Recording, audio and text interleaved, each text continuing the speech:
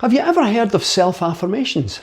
So self-affirmations differ from regular affirmations through that wee word self there. You know, regular affirmations are when we tend to state or affirm something that we wish to become or have. You know, so for example, I am worthy, or I can do it, or money is coming to me now, or all is well, everything is working out for my highest good. Those sorts of things, those are typical of regular affirmations.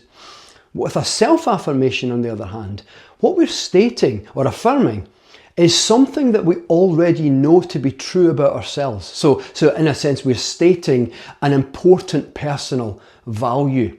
And what's amazing about self-affirmations is research shows that they actually make us feel bigger on the inside, and that's even reflected in changes in activity in some very important brain circuits. So anyway, before I get to those wee bits of science, let me just share a wee bit of the history of affirmations. You know, I find this absolutely fascinating. You know, affirmations were first formally used by a French apothecary called Émile Coué in the late 19th century. You know, an apothecary is a pharmacist. And Coué found that people who came to him to purchase remedies would recover faster, they would get better faster if he helped them to believe that they would get better, if he helped them to believe what the remedy was supposed to do for them. So what he would do is write down a wee piece of paper with just a couple of sentences, helping them to believe that they'll recover. And it was amazing. In fact, his work was really the first informal research into the placebo effect. But anyway, so he'd write these wee sentences down, which he called optimistic autosuggestions. We call them affirmations nowadays, but back then he called them optimistic or conscious autosuggestions. And one of his general ones you might even have heard of today: every day, in every way, I'm getting better and better. That was written in the late 19th century by this French apothecary, Émile Coué. So literally, his patients would get better faster if he wrote down this wee couple of sentences that helped them to believe that they would get better. In fact, he became so famous because people were getting better much quicker and from strange things that other people in other places weren't getting better from. In fact, doctors all over Europe were sending patients to Coué, patients that they couldn't seem to help, and Coué was helping them. And eventually he retired from his apothecary practice, and he founded the Lorraine Society for Applied Psychology with his wife, and he treated patients there as a psychotherapist. And you know, when someone came to him for a consultation, he would identify the conflict in the mind, the psychological conflict, or the belief system, or the core belief, as we might call it in the modern world, and he would write them down in affirmation to supplant that negative or restrictive or limiting belief. And again, we call them affirmations. Coué called them at that time conscious autosuggestions. But anyway, they were so powerful because no one had done this before. And as I say, doctors who couldn't seem to help certain patients from all over Europe were sending people to Coué, and he was helping them. In fact, he became so famous, his work became so well known that it swept over to the United States and actually was the foundation and the inspiration for the work of people like Napoleon Hill, Think and Grow Rich, W. Clement Stone, Norman Vincent Peale, The Power of Positive Thinking, and later in the 80s, even Louise Hay herself. Now, wind the clock forward a few years, and in 1987, a social psychologist called Claude Steele proposed what became known as Self-Affirmation Theory. And Self-Affirmation Theory posited that humans are fundamentally motivated to maintain a positive self-view. So a positive view of ourselves as being kind and virtuous and having some degree of control over the important aspects of our lives.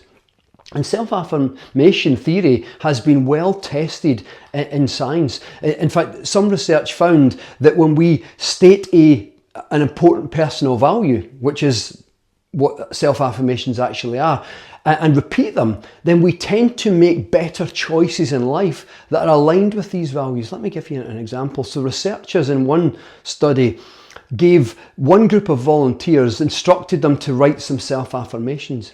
Another group, during the same period of time, just wrote about things that had happened over the last couple of days, really just to draw a comparison. And then they were given an information sheet, and the information sheet had on it the benefits of eating fruits and vegetables. Now, there was no instructions. It didn't say to people, I want you to now go and change your diet. It didn't say anything at all. It was just a casual information sheet sitting in the waiting room when they were doing this kind of study. But the researchers followed up a week later, and it turned out that those who'd written the self-affirmations had eaten over that week significantly more portions of fruit and vegetables than the people who'd just written about ordinary things. And what was happening here, as I said, is the self-affirmation, by affirming something that you know to be true about yourself, it deepens that sense on the inside, and it makes you feel bigger on the inside. And because we're feeling bigger and stronger, more powerful, and more aligned on the inside, we then tend to make better choices in life that are aligned with these core values. In another similar study, instead of giving volunteers an information sheet with benefits of fruits and vegetables, they gave them an information sheet with benefits of taking exercise. And again, following up a week later, those who'd written the self-affirmations had taken significantly more exercise than those who hadn't written the self-affirmations. And now studies have shown that affirmations really do make self-affirmations like this really do make us feel bigger, more stable, grander on the inside. And as a consequence, the perception of our problems begins to shrink. Because oftentimes a problem feels huge. And that's often because we don't feel strong enough on the inside to tackle the problem. But as the self-affirmations make us feel bigger and more stable on the inside, the perception of the problem changes, and the problem begins to feel smaller and smaller because you're feeling on the inside taller and taller, in effect. And some other brain imaging research even found that self-affirmations were activating regions of the brain that are linked with feelings of positive self-worth and even resilience. So isn't that absolutely amazing? So what I'd like you to do, have a wee go at this. Here's a wee exercise for you to write down some self-affirmations. So identify, say, 4 or 5 important personal values. You might call them core values. Now, I've put in the video description a link where you can find a page of values, a list of values. And then what I'd like you to do is just pick 4 or 5 of these that most resonate with you. You would say these are your most important personal values. And then for each one, just write a sentence or two that states that, literally affirms that. So let me give you an example. One of my core values, one of my important personal values is kindness. So I might write down a couple of sentences about kindness that states that for me. So I am a kind person. I try my best to think kindly of people, communicate kindly, and help people the best I can. You know, something like that. It doesn't have to be Shakespeare. You know, just write down 1 or 2 sentences that states or affirms that is true, that is actually you. And then what I'd like you to do, after doing this for 4 or 5 of your important personal values, read over each of them a couple of times a day.